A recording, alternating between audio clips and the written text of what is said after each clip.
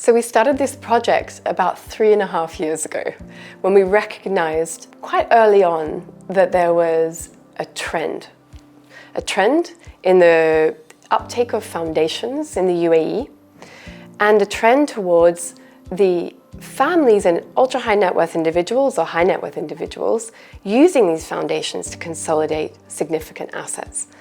And with that came the desire to leverage these assets. So that was really what got us talking. What I found really, really interesting is more than half of the UAE foundations in establishment currently, whether that be ADGM, DIFC, RAC ICC, have been set up post-January 2023. So we're seeing this huge rise in the establishment of these private wealth structures. Accordingly, lenders and sort of other financial institutions are stepping up to the plate in order to service that, which is great. Absolutely. And in fact, in the last year, the volume of foundations, which can be found in the RAC ICC, the GIFC and the ADGM, have more than doubled.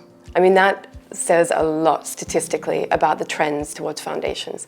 So we've gone from a stage where foundations are growing to now they're a proven vehicle that are suitable for families and adopted by families today. And with this increasing demand, it's an exciting opportunity. Maybe, for the benefit of the audience, and we describe this very thoroughly in our white paper, the why behind the foundation. And the foundation, as I mentioned earlier, can be found and is ingrained in regulatory framework, both in the RAC ICC, DIFC, and ADGM.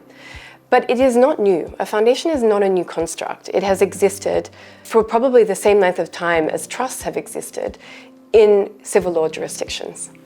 So what the UAE has very cleverly done is adopted foundations into these particular free zones, two of which are the international financial free zones and world class in the UAE. And they've housed them in a common law jurisdiction, provided them with appropriate and very robust firewall provisions to make them a tool that are available to Muslims, non-Muslims, for tax efficiency, for credibility, for recourse, and compatibility with a whole range of asset classes. So what does this mean? This means that individuals who seek to establish a foundation are setting up a separate legal entity. They're doing it for asset protection, legacy planning. They're doing it because they seek to control what happens next in their family, what happens next to their wealth. They want to control who receives what happens to their existing wealth and future wealth. And they also do it for privacy. Now, privacy is an interesting one because when we talk about privacy, it's privacy vis-a-vis the public